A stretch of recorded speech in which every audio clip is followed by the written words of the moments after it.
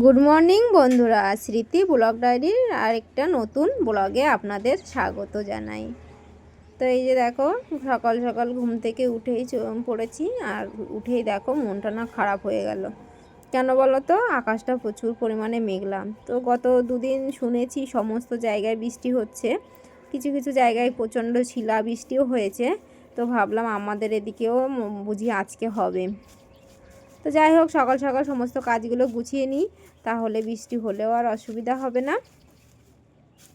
তো এই যে দেখো, আমার কিন্তু কথা বলতে বলতে আমার এই সাইডটা কিন্তু ঝাড় দেওয়া হয়ে গেছে। আর দেখেই বুঝতে পারছো, সূর্য মামা একবার উঁকি মারছে আর একবার কিন্তু মুখ লুকাচ্ছে। তো কি পরিমাণে অন্ধকারাচ্ছন্ন তোমরা ভিডিওটা দেখে হয়তো বুঝতে পারছো।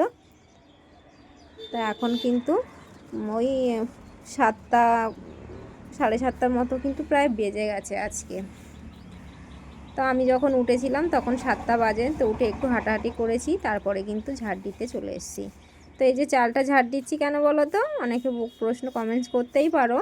তো চালটা ঝাড় দিচ্ছি এই কারণে, কিছু কাপড় চোপড় তো আমাদের মেলতে হয়। তো চালের উপরে যদি নোংরা থাকে, পাতা থাকে, তো কেমন একটা দেখায়। ওই জন্যে আমি ঝাড় দেওয়ার সময় চালটাও কিন্তু একটু পরিষ্কার করে নিই। যেহেতু আমার শিমুল ফুল গাছে ফুল প্রচণ্ড পরিমাণে ফুল ফুটছে এখন, তো ফুটে সেগুলো ঝরে পড়ছে, সেই কারণে কিন্তু আমি চালটাও পুরোটা ঝাড় দিয়ে নিলাম। তা এখন দেখো আমার উঠানটা কিন্তু পুরো পরিষ্কার হয়ে গেছে। তো এবার উঠানটা ঝাড়ু দিয়ে নিলাম। আর দেখো আকাশের কি অবস্থা, জুম করছি কিন্তু এত মেঘলা আকাশ, এত মেঘলা, মানে গাছের ফুলগুলোও তোমাদেরকে ভালো করে স্পষ্ট বোঝাতে পারছি না।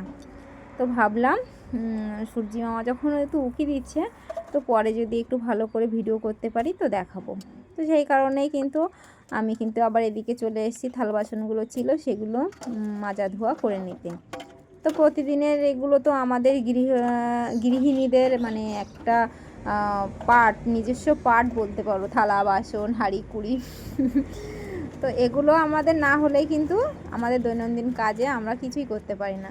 তো এগুলো তো আমাদের পরিষ্কার করে নিতে হবে, সে কারণে সমস্ত থালা বাসন মেজে ধুয়ে কিন্তু আমি আমার যেখানে রাখি সেখানে উপুড় করে রেখে দিলাম। তারপর জল ঝরে গেলে তুলে নেব। আর এদিকে চলো তোমাদের সঙ্গে আরও কিছু জিনিস শেয়ার করব। তো আমার থালা বাসন মাজা শেষ হয়ে গেছে, তো চলো তোমাদের সাথে কি শেয়ার করি। তো এইদিকে কিন্তু আমি কোথায় চলে এসেছি বলো তো? আমার ধনে বাগানে, মানে আমি যেখানে সবজি লাগিয়েছিলাম, তো ধনে পাতা লাগিয়েছিলাম। তো ধনে পাতা দেখো কি পরিমাণে ধনে পাতা হয়েছে। তো দুটো দিদিভাই কে বলেছিলাম, হ্যাঁ সবজি বাগান কি কি লাগিয়েছো? তো বললাম ধনে পাতাটা রয়েছে, পালং শাকগুলো খাওয়া হয়ে গেছে, কিছু পিসের জন্য শীষ রেখেছি। তো বলছে ঠিক আছে, তাহলে কিছু ধনে পাতা নিয়ে এসো। তো দুই দিদিভাইদের জন্য কিছু ধনে পাতা কিন্তু আমি তুলছি। তো এদিকে দেখো ধনে পাতাগুলো কত বড় বড়, আর কিছু দেখো গাছের পাতা কিন্তু শুকিয়েও গেছে। আর কিছুদিন পর হয়তো ফুলও ফুটবে। তো এই যে দেখো এইটুকু জায়গায় কিন্তু লাগিয়েছিলাম। তো এইগুলো তোমরা হয়তো বললে বিশ্বাস করবে না, মাত্র 10 টাকার বীজ কিন্তু আমি ছড়িয়েছিলাম, ধনের বীজ। তো সেই থেকে দেখো কত হয়েছে। আর এদিকে দেখো পুরো লঙ্কার চারা কিন্তু ভরে গেছে। তো বাড়িতে রান্না করব সেই জন্য 3-4টে ওলকপি ছিল, তো সেইগুলো তুলে নিলাম। আর যেহেতু ছোট রয়েছে 2-3টে, আর কিন্তু নেই, ওলকপি কিন্তু প্রায় শেষের পথে, আর হয়তো একদিন খাওয়া যাবে। আর এদিকে দেখো শশা গাছগুলোতে 10 টাকার বীজ নিয়ে এসেছিলাম, তো 6টা বীজ হয়েছিল, তো 6টা চারাই কিন্তু আমার হয়েছে। তো এই যে দেখো সেই শশা গাছে ফুল এসছে, আর এই যে দেখো শিমুল ফুল গাছে কত ফুল। তো জুম করে তোমাদের দেখানোর চেষ্টা করছি কি পরিমাণে ফুল ফুটেছে। তো এটা যদি সুগন্ধি ফুল হতো তা বাড়িতে একদম সুগন্ধে ভরে যেত। তো যেহেতু এটা শিমুল ফুল, আর পাখির দেখো কি ডাক, কিচির মিচির একটা, মানে সকালবেলাটা খুব ভরে যায় মনটা। আর এদিকে দেখো আম গাছে আমের মুকুল এসেছে, কাঁঠাল গাছেও কাঁঠাল ধরেছে, লেবু গাছেও দুটো একটা ফুল ফুটেছে। আর দেখো সূর্যি মামার কি অবস্থা, মুখটা না অন্ধকার হয়ে যাচ্ছে। তো জানি না বৃষ্টি হবে কি না। আর গাছ থেকে কিছু টমেটো তুলে নিলাম, একটু পেঁয়াজকালি ছিল গাছে সেটাও তুলে নিলাম। আর এদিকে স্নান করে পুজো দিয়ে নিয়েছি, সেটা তোমাদের সাথে আজকে আর শেয়ার করলাম না, যেহেতু মেঘমেঘ করছে, দোকানেও যাব। তো সেই কারণে কিন্তু এদিকে রান্না করতে চলে এসেছি। জানো রান্না করতে এসে আর একটা বিপত্তি হঠাৎ এত মেঘ ডেকে উঠেছে মানে ভয় পাওয়ার মতো। তারপরে হঠাৎ করে সে মেঘ ডাকার পরেই কিন্তু ঝমঝমিয়ে বৃষ্টি চলে এলো। তো যেহেতু ঘরের ভেতরে রান্না করছি, আমি যেখানে রান্না করি সেখানটা মানে পুরো চারিদিক দিয়ে আটা, তো সেই জন্যে তোমাদের আর বৃষ্টির ভিডিওটা তোমাদের সাথে শেয়ার করতে পারলাম না, তার জন্যে খুবই খুবই দুঃখিত। আর এত পরিমাণে বিদ্যুৎ চমকাচ্ছিল না, মানে কি বলবো, মানে নিজেও আমি এত সাহসী হয়েও ভয় খেয়ে গেছি। আর এদিকে দেখো টমেটোটাও কেটে নিয়েছি, আলু টমেটো দিয়ে আর এই মাছগুলো দিয়ে রান্না হবে। আর ওলকপি আর ওই যে 2-3টে পেঁয়াজ কালি করে রেখেছিলাম সেগুলো দিয়ে কিন্তু ভাজা হবে। তো 2 পিস বাটা মাছ ছিল ফ্রিজে, সেটাও বার করে নিয়েছি, আর রুই মাছটাও কিন্তু বার করে নিয়েছি। আর এই যে দেখো ওলকপিটাও কিন্তু কুচিয়ে নিয়েছি। তো আজকে আর কুচিয়ে রাখিনি, আজকে কিন্তু এই মাছ ভাজা করতে করতেই সবজিগুলো সব কেটে নিয়েছি। আর এদিকে দেখো ভাত হচ্ছে, ভাতটা ওদিকে হতে থাক, আর এদিকে কিন্তু আমি রান্নাটা করে নিচ্ছি। তা আমি জানি না তোমাদের আমার ভিডিও কেমন লাগে, তো আমার ভিডিও যেমনই লাগুক, ভুল ত্রুটি হলে আমার ভিডিওটা আমাকে ক্ষমা করে দেবেন। আর আমার কথাবার্তায় যদি কোথাও অসঙ্গতি বা খারাপ লাগে তাহলে আমাকে ক্ষমা করে দেবেন, আর আমার ভিডিওটা ক্ষমা সুন্দর দৃষ্টিতে দেখবেন। আর যদি খুব ভালো লাগে তাহলে সাবস্ক্রাইব করে পাশে থাকবেন আর শেয়ার করে দেবেন। আর ইউটিউব থেকে দেখলে তো অবশ্যই সাবস্ক্রাইব করে দেবেন, ফেসবুক পেজ থেকে দেখলে ফলো করে দেবেন। তো এই যে দেখো কথা বলতে বলতে কিন্তু আমি মাছ ভাজা শুরু করে দিয়েছি।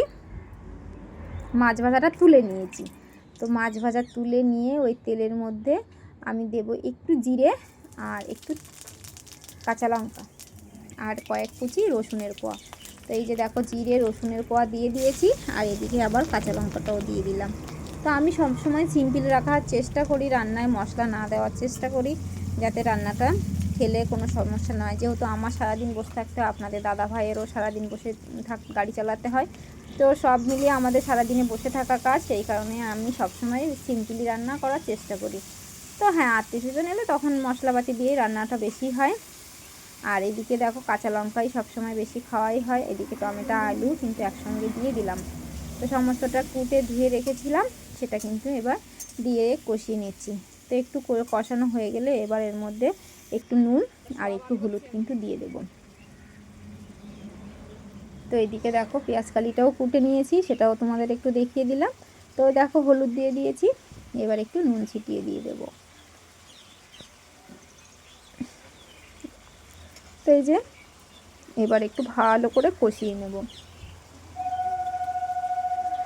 তো যেহেতু আমি এক হাতে ভিডিও করি আর এক হাতে রান্না করি, সেজন্য একটু অসুবিধা হয়।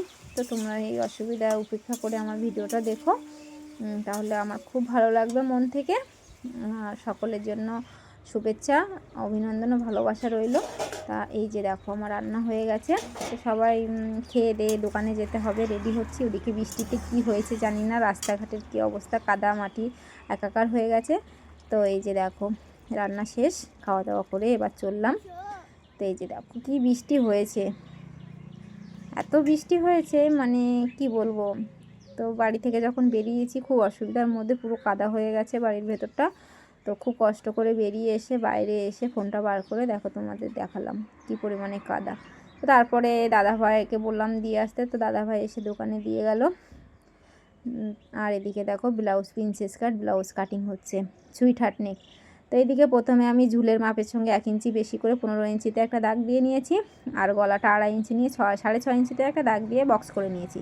তারপরে দেখো আবার 3 ইঞ্চিতে আর 6 ইঞ্চি 2 সুতে দাগ দিয়ে নিচ্ছি। তো এখানেও একটা বক্স করে নেওয়ার পরে এখান থেকে 1 ইঞ্চি নেব, 1 ইঞ্চি নিয়ে কিন্তু আমি রাউন্ড করে নেব। তো দেখো রাউন্ড করে নিলাম। তো এটা আমার মহড়া হয়ে গেল। এখান থেকে 10 ইঞ্চিতে একটা মার্কিং করে নিলাম, 4 ইঞ্চি করে একটা মার্কিং করে নিলাম। ওখান থেকে 2 ইঞ্চিতে মার্কিং করে নিয়েছি, উপরেও 2 ইঞ্চি, এখানে 2 ইঞ্চি। আর এখান থেকে দেখো আমি কিভাবে মার্কিংটা করে নিলাম। আর এই যে দেখো সুইট হার্ট নেকের শেপটাও কিন্তু আমি দিয়ে দিলাম। আর এদিকে দেখো আমাদের বাদরটা কি পরিমাণে ঘোরাঘুরি করছে। তো দেখো একবার এদিক একবার ওদিক, তো ওর মতো ও দুষ্টামি করতে থাক, আমি এবার কাটিংটা করে নিই। তো তোমরা যারা খুব বলো এত মাপ এত হিসাব অত হিসাব, আমার কিন্তু সিম্পল হিসাব। তোমরা যারা নতুন তারা অবশ্যই আমার ভিডিও দেখলে অবশ্যই ব্লাউজ কাটিং করতে পারবে।